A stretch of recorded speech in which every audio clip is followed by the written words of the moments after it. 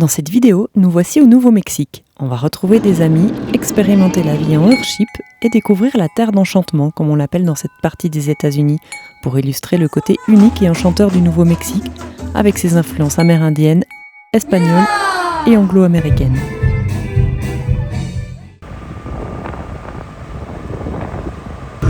On va rendre visite à Anthony et Merica qu'on a rencontrés en Basse-Californie. Là, ils viennent juste d'acheter un Earthship. Vraiment une maison écologique incroyable. Et on va leur rendre visite, on va voir leur nouvel achat. Au Nouveau-Mexique, on trouve beaucoup de maisons qu'on appelle adobe, un matériau de construction ancien amené par les Espagnols et adopté par les Amérindiens. L'adobe est composé de terre crue mélangée à de l'eau, souvent avec des fibres végétales comme de la paille pour augmenter la résistance.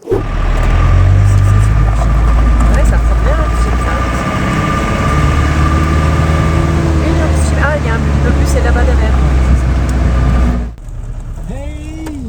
Take your view. Yeah, great. I'll be right back. Yeah, ok. Ça va? Oh! Trop rapide! So nice! Wow! Jusqu'à présent, on a eu la chance d'explorer des coins extraordinaires, mais parfois aussi très isolés. Et dans cette phase du voyage, on a envie de rencontrer plus de monde. Nos vœux ont été exaucés. Bon alors, c'est pas trop petit chez nous? Il fait 2 jours que je suis parti. Moi ça va, j'ai plein de place. Bah ouais, regarde ça. On pourrait rajouter 2-3 personnes.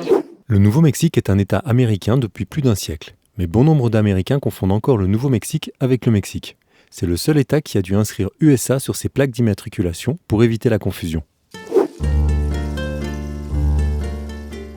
Moins touristique que ses voisins du Far West, il y a quand même de belles pépites à découvrir. Nous sommes ici à Taos, une petite ville bohème au cœur du désert.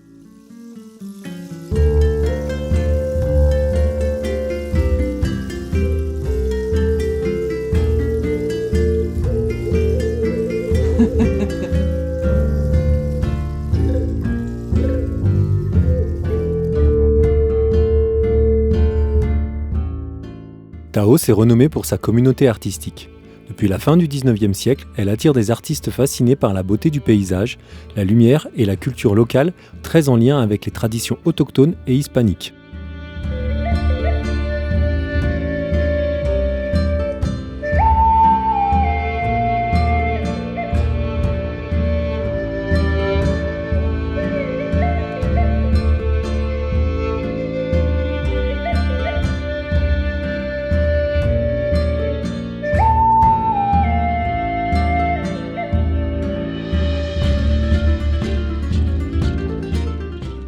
Le Pueblo de Taos est un site ancestral amérindien unique, l'un des lieux habités les plus anciens des États-Unis. Il a été habité en continu depuis plus de 1000 ans. Aujourd'hui, le Pueblo est toujours habité par les descendants directs de ses premiers habitants qui perpétuent fièrement les traditions et le mode de vie de leurs ancêtres.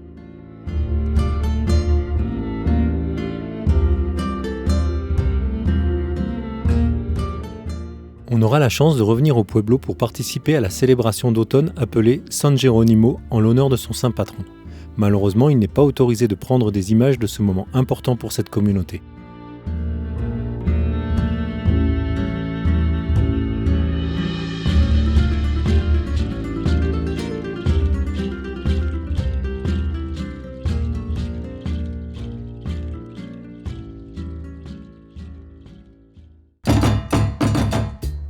À 115 km au sud de Taos, Santa Fe, la capitale du Nouveau-Mexique, est réputée pour son riche patrimoine culturel et artistique. Fondée en 1610, c'est une des plus anciennes villes des États-Unis.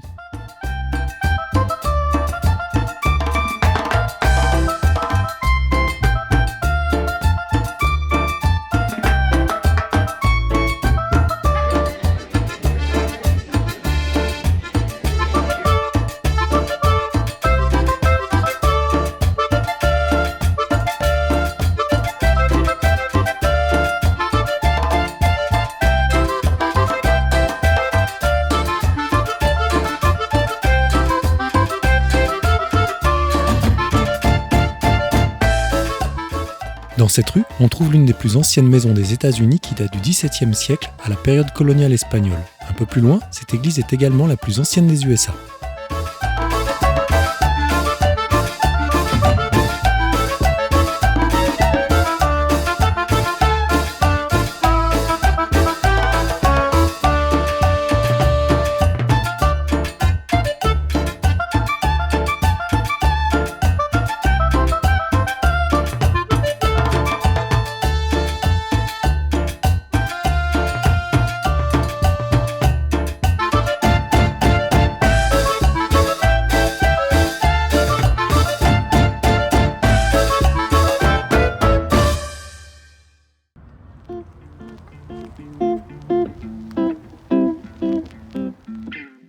train de se balader dans cette route qui s'appelle Canyon Road à Santa Fe et c'est vraiment extraordinaire. Il y a des maisons magnifiques avec des galeries d'art, des jardins remplis de statues partout. Ne faites pas comme nous, ne venez pas trop tard parce que tout est fermé, il est 19h et en journée ça doit être vraiment incroyable, on va revenir.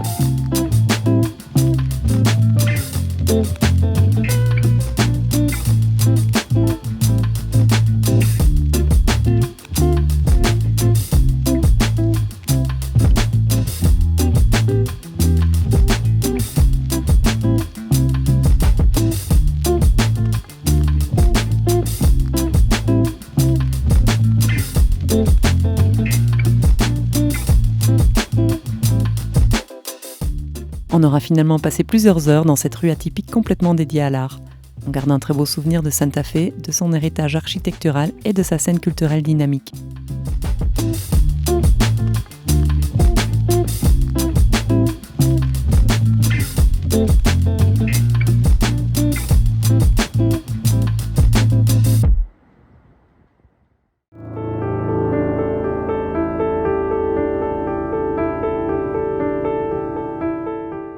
On avait été marqué par le film Oppenheimer qui parlait de la création de la première bombe atomique durant la Seconde Guerre mondiale. Une partie de l'histoire se déroule à Los Alamos, entre Santa Fe et Taos. Impossible de passer par là sans aller voir le musée. Il est didactique et très bien conçu en plus d'être gratuit. Il parle de la technologie, des avancées scientifiques que les recherches ont permis et aussi de l'histoire. Même si on trouve regrettable qu'il ne montre aucun aspect négatif de la bombe atomique. Le film est tellement plus nuancé.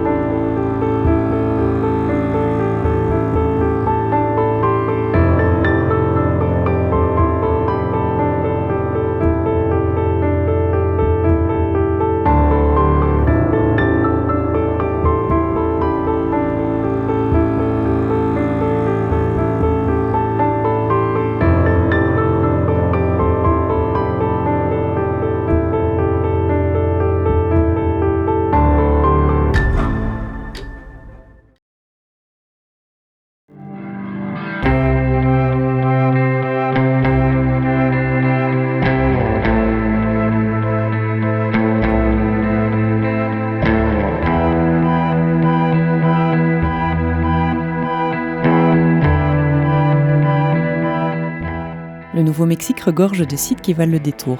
C'est le cas de Bandelier National Monument, un site archéologique qui permet de découvrir les ruines de l'ancien peuple amérindien Anasazi, les ancêtres des Indiens Pueblos. Comme les habitations de Taos Pueblo, celles de Bandelier sont construites en plusieurs niveaux superposés, mais celles-ci sont construites en pierre et en mortier et non pas en adobe. Elles étaient alignées en cercle autour d'une place centrale. Comme à Taos, l'entrée s'effectuait par les toits pour se protéger contre les intempéries et assurer la sécurité. En cas de danger, les échelles pouvaient être retirées et l'accès devenait difficile pour les agresseurs extérieurs. D'autres habitations ont été creusées directement dans les falaises du canyon. Ce système de grottes permettait aussi d'offrir une protection naturelle contre les intempéries et contre les ennemis.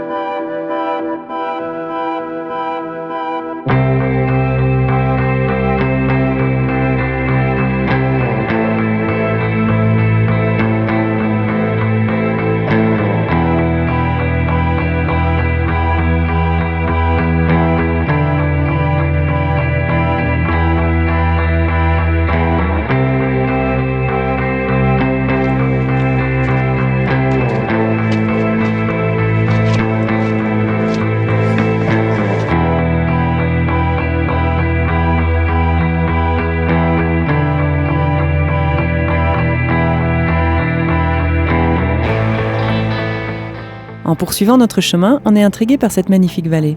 On décide de s'arrêter. On rencontre quelqu'un du coin qui nous montre ce qu'il aperçoit grâce à son monoculaire. Ce sont plusieurs centaines de wapitis réunis pour la période du rut.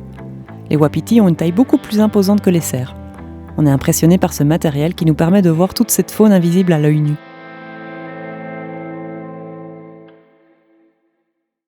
Les températures diminuent depuis quelques jours. Là, on a eu 3 degrés cette nuit à peine. On a eu vraiment froid.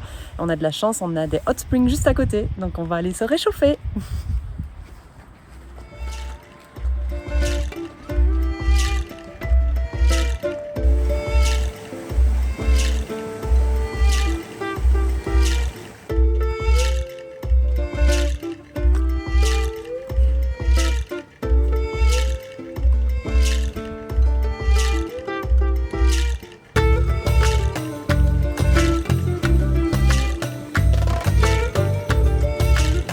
Profitez tant qu'on est tout seul, j'ai vu qu'il y a du monde qui arrive.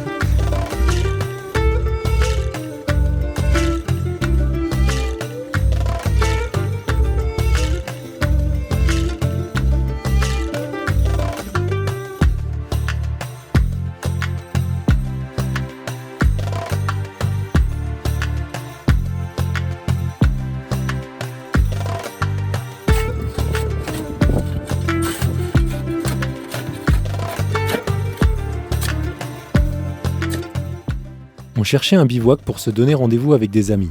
En faisant demi-tour, le sol s'est dérobé et on a glissé dans le talus en sable.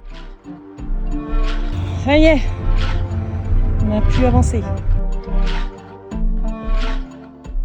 On avait rencontré Louis, Leslie et leur chien Chica en Basse-Californie. Et depuis, nos chemins se sont recroisés plusieurs fois. On a toujours beaucoup de plaisir à les revoir.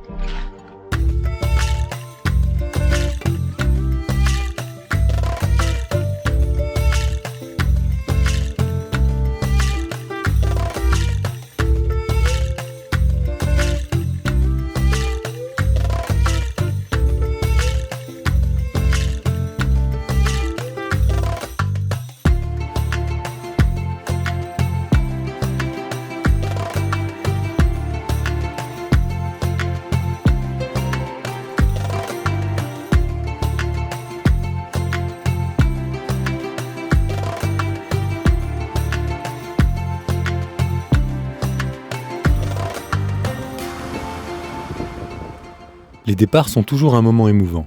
Le pays est grand. À l'échelle européenne, c'est comme si on traversait plusieurs pays quand on s'en donne rendez-vous. Cette fois, on sait qu'on ne se reverra pas avant plusieurs mois. Les rencontres et les séparations font partie intégrante de la vie nomade.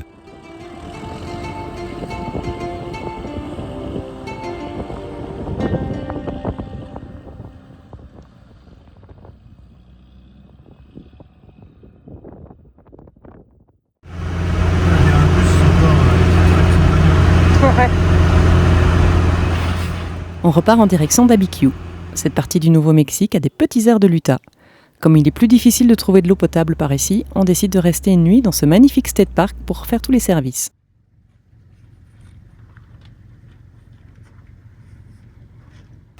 Bon, des fois, le système américain n'est pas vraiment conçu pour les systèmes européens. Donc on est obligé de vider les eaux grises à la bassine.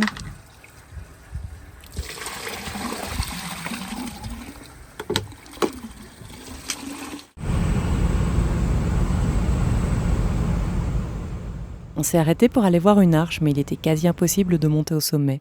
Dans ce cas-là, le drone est bien utile et nous permet d'avoir des images que l'on ne peut malheureusement pas avoir simplement en allant marcher. C'est tellement grandiose vu du ciel.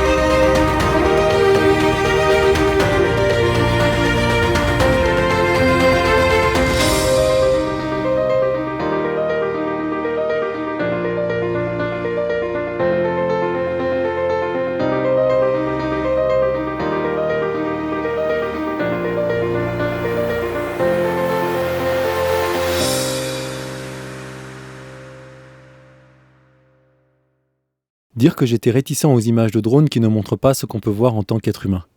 Mais il n'y a que les imbéciles qui ne changent pas d'avis. Quelle émotion en découvrant ces paysages incroyables. Il nous reste un endroit caché qu'on aimerait vous faire découvrir dans le petit village d'Abiquiu.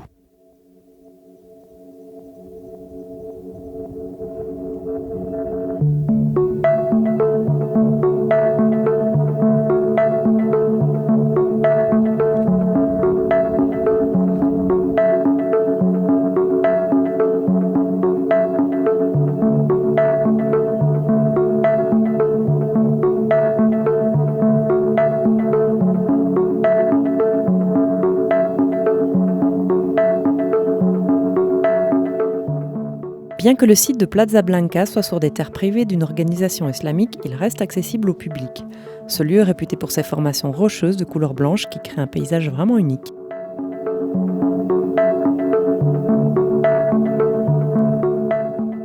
C'est en se perdant dans ces canyons qu'on découvre le mieux cet endroit. Le soleil joue à cache-cache et change constamment les gammes de couleurs.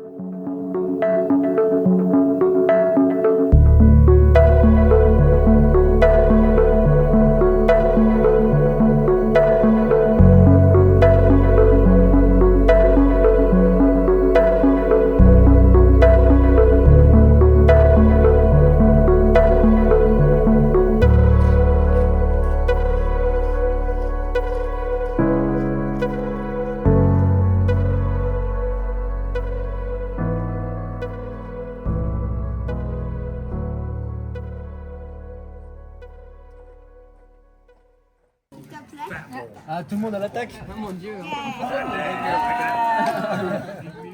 Après cette belle exploration de la région, on termine cette boucle en revenant à Taos, chez nos amis Anthony et Marika. Yann, Rizlen et leurs enfants, que vous avez déjà rencontrés dans de précédentes vidéos, nous ont aussi rejoints.